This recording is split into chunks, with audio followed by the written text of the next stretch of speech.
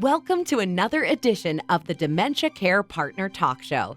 Now, here's dementia care expert Teepa Snow and your host, Greg Phelps.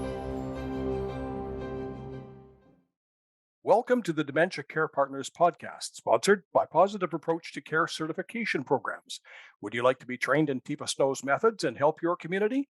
PAC certification programs can do just that. Train, coach, consult, and engage to help change the culture of dementia care one mind at a time. Certification events are run virtually or in person to help fit your likes, wants, and needs. This month, we're offering the Amanda Mosher Scholarship to celebrate one of our certified community members. To learn more about the courses and scholarship, please visit teepasnow.com/certifications. And Teepa, when we start off today, we've got some great news. Speaking of certifications, and this is where Willie Nelson should break in with On the Road Again. Yeah, I can't wait to get on the road. Actually, I'm staying home for that one. Other people are going on the road, and Willie's staying at home. So, is it true that you're going to be able to get back out into the real world? I'm doing that. I was just up in Detroit. I'm going to be going to Phoenix. I'm going to California. And, we're getting out a little bit, not nearly where we were before, but I'm going to be in Wisconsin. It turns out, hey, guess what? I'm coming above the border. I'll be in Prince Edward Island. And tomorrow it's a webinar in Ontario. But, what can I say? So this is good news because as much as some people can learn by watching videos and reading books and sitting in on webinars and everything else, there's people like myself who really get more out of the being there in person, the socialization, the touch, the feel, the smell. Yeah, it turns out different people learn in different ways. And most of us have three that are really strong ways of learning. And if we can get those three in combination, we are very quick uptake people. If we don't get things in the way we like them, it's really hard for us to take in information and then, more importantly, make use of it. It's really tough for us to take it, process it and then make use if it's not in the preferred ways that we like to get our information, our learning into our system. Yeah. You want to know how many kinds of learners there are, Greg? I was just trying to remember that. I should know that because we have discussed this in the past. I know of at least three, but I think it's as many as five. Well, it's like nine. That's what gets tricky. There's nine. That's why you can't hold on to them all, Greg. Short of 10. It's a little short of 10. So you've got. Let's start with some of the simpler ones. There are people who learn best by seeing, like looking at things. And so those are your visual learners. And so they are drawn to pictures or charts or videos. They love looking at stuff. Then there are the audio processors, the language processors, the verbal linguistics. And so they either like reading things or listening to things. And so they're really good at those techniques.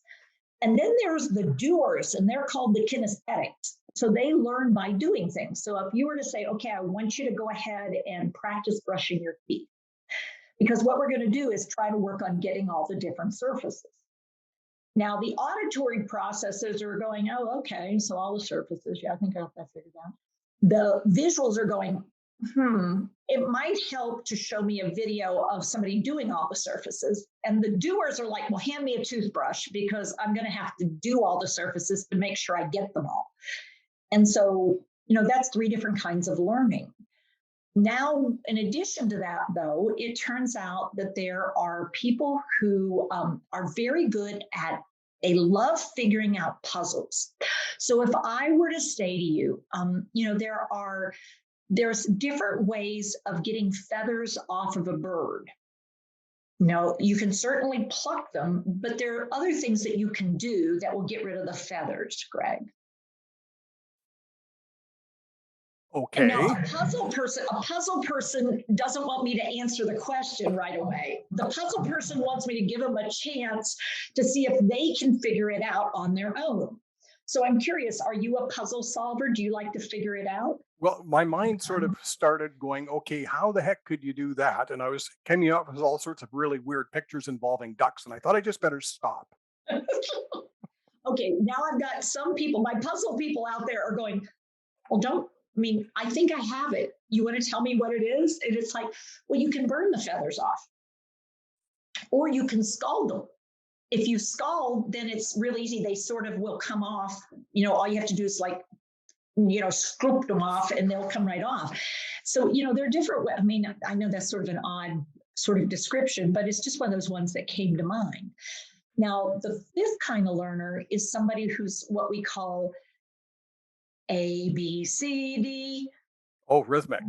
Musical rhythmic. Yeah, that use rhythm to learn something. And so those are people who are really good at musical stuff, but also one of the ways you get stuff in is if you use a rhythm to it. A is for apple, B is for and great. And then when you combine the verbal linguistic with it, Greg is not. Verbal linguistic, Greg is like, yeah, B is for something that starts with B, I expect. I don't know. Oh, I guess. See, and so that's where if it's not a good match, it's not a good match. If it is a good match, then all of a sudden it's like, well, B is for ball and C is for cup and D is for dog and E is. And so that kind of idea of how do you like to get your data? So that's 5. Do you want to know the rest or is that enough? Well, that's probably enough because I was going to say this is obviously something that you train your people to be aware of, because if you're going to send me and I'm going to stand up front and read out of the lecture book to people or go through the slide deck, even for some people it's like, okay, I'm snoozing. Yep. Yeah, here's the notes, read it yourself, wake me up when you're all done. And so you have to be aware of all of these things in order for learning to have an impact. Mm-hmm. True. And if I want you to use what we just went over, then it's really important that even though kinesthetic is not your favorite, that what we'll do is somewhere during the course, you'll get a chance to try out some things. Now, for those of you who are not real kinesthetic, it's not like we say, you must go first, but we will say, all right, now at some point you're going to want to try this, but you can watch first and then you can listen and sort of talk me through how I would do it. And then I'm going to have you try doing it. So and that's when you find out who your introverts and your extroverts are in the group. Yeah, because the extroverts are like, oh my God, I'd be happy to try it. But, it's like, okay, so I want you to sit in the chair. Okay, how do I sit in the chair? Because they're extroverted, they aren't particularly kinesthetic. It's like, okay, well, how do you sit in the chair? Well, I just sit down. Okay, so how would you help somebody sit in the chair? Well, I help sit them down. Oh boy. But what's really cool is that we do help people figure out how to meet the needs of learners so that learners can learn and then learners can do, and then learners can make a difference in the lives of people they're serving. Do we have the full buffet of courses available, or because you're just starting out, you're just going to dip your toe in the water and figure out where the real need is? Yeah. So, we have done this one time and it was a small group. We did it back at the end of March, beginning of April. That was our very first dip in the water. And it was like, whoa, oh yeah, we remember how much fun it was. And so did the learners, and it was great. And so we're back again because it's like, it was fantastic. And the people who came said, oh my gosh, I'd forgotten how much fun it is to get together and learn together and how special it is. And it was just like ducks in the water, and it was really remarkable. So we're back again, but this time instead of doing trainer, coach, and what we did in addition to trainer and coach is we did engagement leader, and then what we allowed for was people who wanted to work on their skills, people who really wanted to do something like that.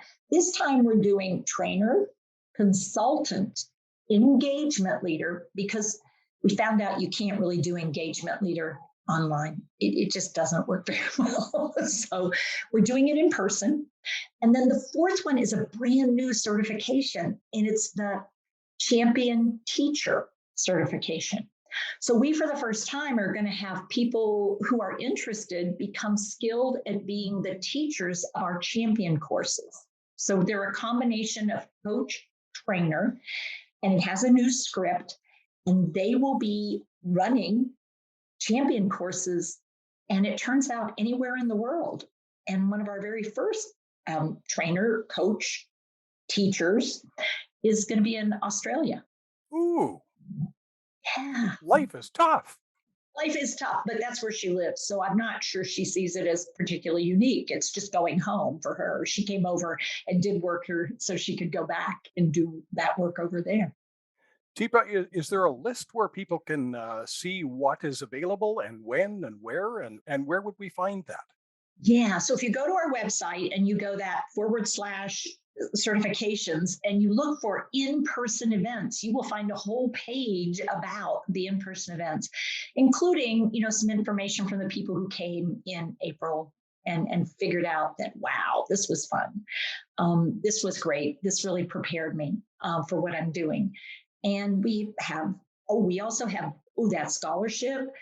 Somebody's going to get to come for free other than their travel. I mean, we're giving them the entire thing. If they want to do it in person, it's a game. And then we have one where we're giving them somebody else $1,000 off.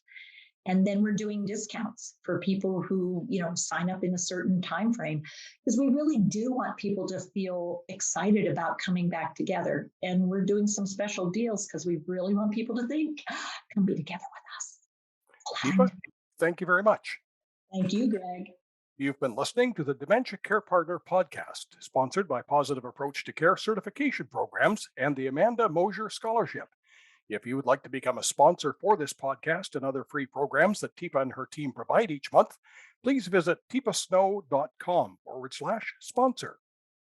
Hi, I'm Teepa Snow, and you just found our YouTube channel and watched one of our videos. I'm the owner and founder of Positive Approach to Care.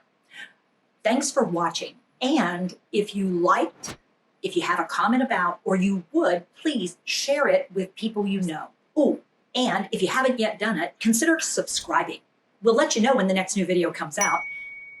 And you might want to visit our website, www.teepasnow.com, where you'll find other resources as well. See you there.